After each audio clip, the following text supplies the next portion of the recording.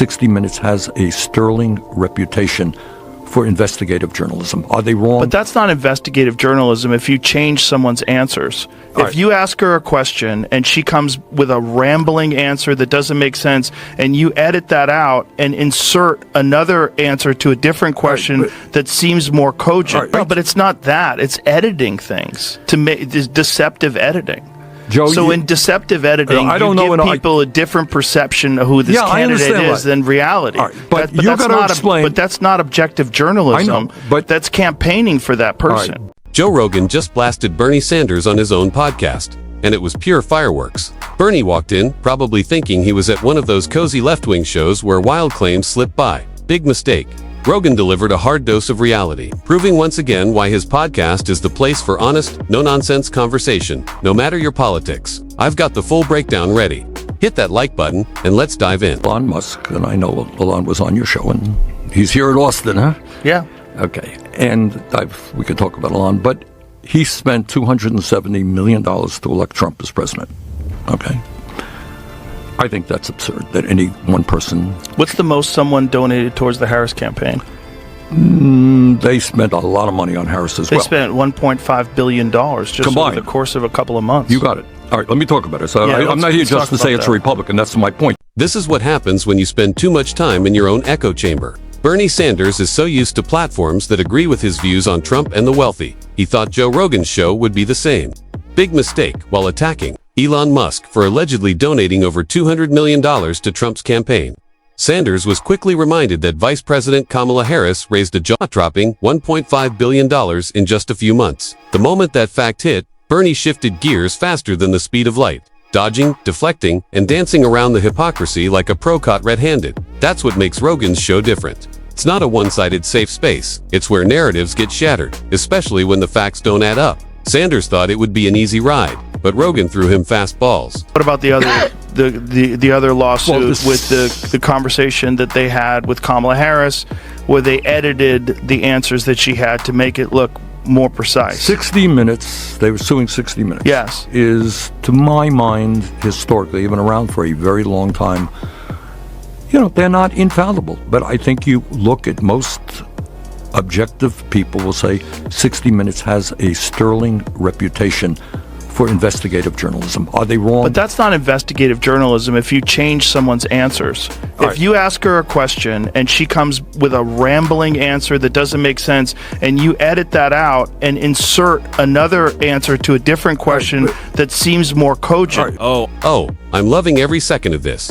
After getting called out by Joe Rogan, Bernie Sanders tried to save face by shifting the focus. This time, he went after Donald Trump for suing 60 Minutes over their shady editing of Kamala Harris's interview. But Rogan wasn't having it. He calmly cut him off with a firm, "Not too fast, my friend." Rogan stood his ground, calling out 60 Minutes for more than just bad journalism. It was downright dishonest. Sanders, clearly rattled, scrambled to defend the outlet, claiming they were a reputable organization known for their stellar investigative work. But Rogan wasn't buying it. He pushed back, refusing to let legacy media off the hook just because it fit the left's narrative. And that's exactly the playbook of the woke left. When they're exposed, they don't take responsibility. They pivot, distract, deflect, and spin until the story suits them again. But on Rogan's turf, that trick doesn't work. So, Sanders tries again. You're walking down, you're walking down a dangerous path. Suing media has the impact of intimidating media. All right, if somebody sues you, all right, we're going to finish, all right? Okay. Somebody sues you, why not you? You could be sued tomorrow, right? Because you are doing this, you're too sympathetic to this. Right. And Joe, you did that, and they have a big law firm behind you, you're going to have to spend zillions of dollars defending yourself. You know what? Next time you do an interview, you say, maybe I'm not going to go in that area. Right? No, but it's not that. It's editing things to make this deceptive editing.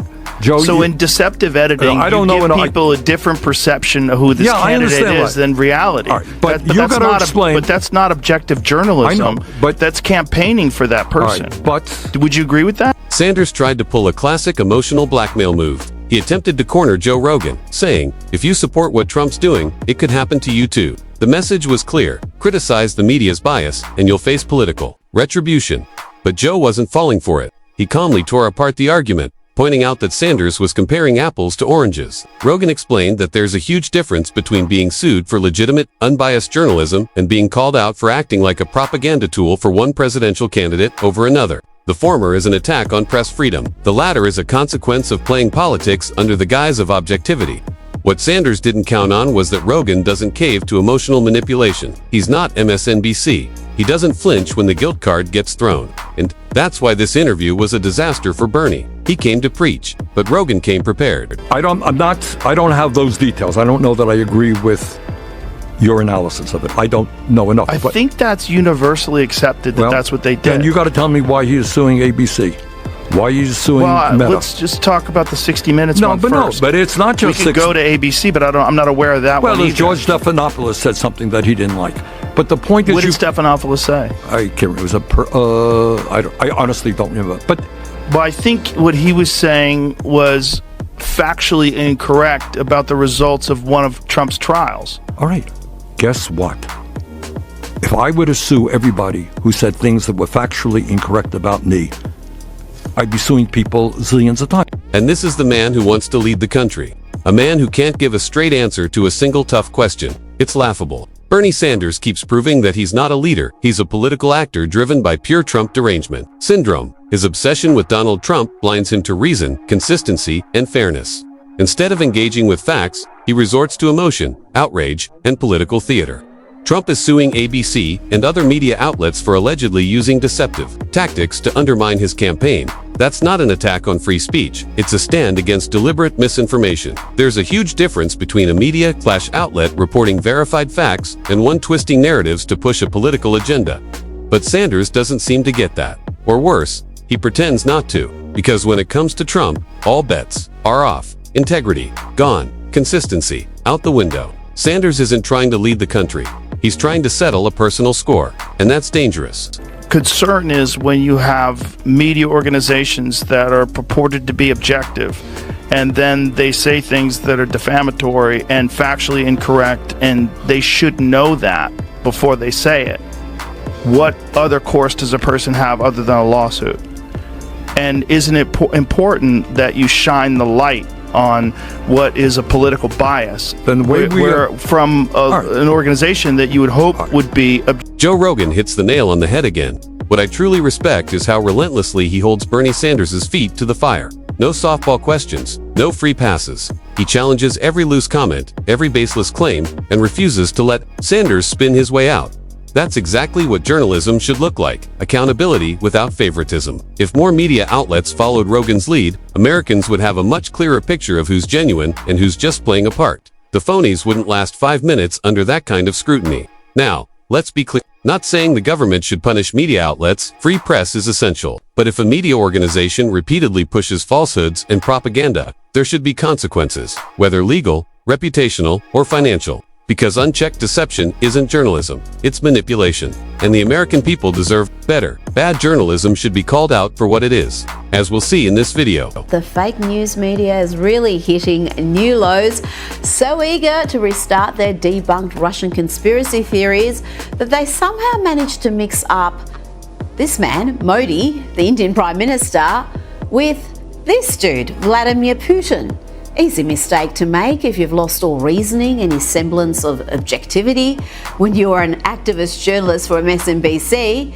Here are some of the corrections. Last night, The Last Word reported on excerpts of an interview between the Director of National Intelligence, Tulsi Gabbard, and an Indian TV news network in which she said Trump was good friends with the world leader. Now, we said that world leader was Vladimir Putin, but the full interview was subsequently released, and it showed that Gabbard was referring to Donald Trump and the Indian Prime Minister, Narendra Modi. Real, factual journalism is meant to prevent embarrassments like this. But clearly, MSNBC missed the memo.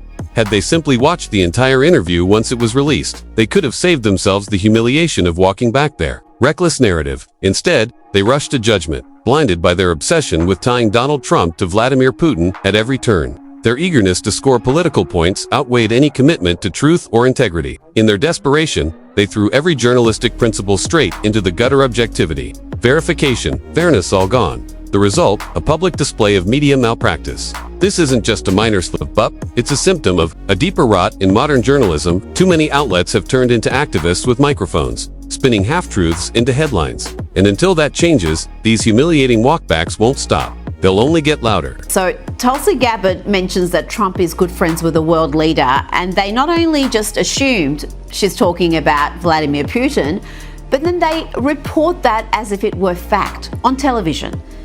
That's what happened. Let's hear one more correction from MSNBC on that issue. Last night, we reported on excerpts of an interview between the Director of National Intelligence, Tulsi Gabbard, and an Indian TV news network, in which she said that Trump was good friends with a world leader.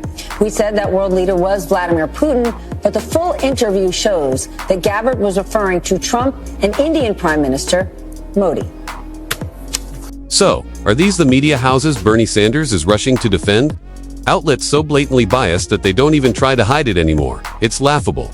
For years, Sanders has built his brand on demanding fairness, equal opportunities for both the rich and poor, and a level playing field for all. But when it comes to media, that same standard magically disappears.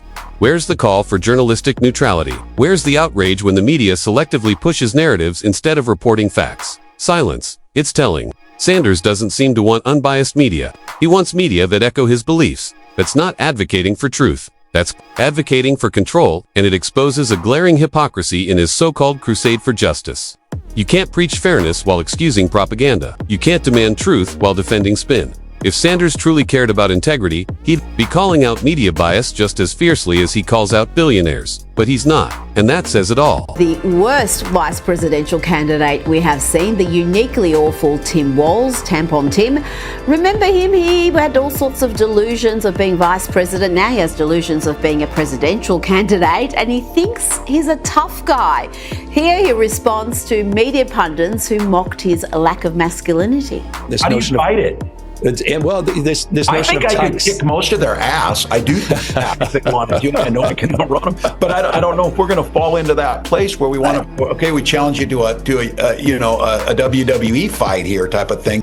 Good luck with that, Tim. I think Judge Janine has you covered. While Bernie Sanders was busy pandering to the woke media on Joe Rogan's podcast, Minnesota Governor Tim Walz was out doing something equally ridiculous, challenging Republican men to a physical fight. Yes, really. It seems Walz believes proving his masculinity is about flexing his fists and boasting about changing truck tires, as if that's the gold standard of being a man. But here's the truth. Real masculinity isn't about throwing punches or showing off mechanical skills. It's about having the backbone to stand up for what's right. Even when it's unpopular, even when the woke mob is breathing down your neck. Being a man means defending truth, embracing responsibility, and refusing to bend to ideological pressure. Unfortunately, Walz and his crowd have confused macho posturing with moral courage. In doing so, they've reduced manhood to a circus act. When you strip away the theatrics, one thing becomes clear. The left's obsession with narrative over truth is catching up to them. From Bernie Sanders squirming under Joe Rogan's questions to Tim Walz's laughable displays of faux masculinity. The cracks are showing. Americans are waking up. We don't need biased media, emotional manipulation, or performative politics. We need truth, accountability, and real leadership. Thankfully, voices like Rogan's are making it harder for the phonies to hide. And this brings us to the end of today's video. If you enjoyed it, hit the like button and subscribe for more videos like this. Thanks for watching, and I'll see you in the next one.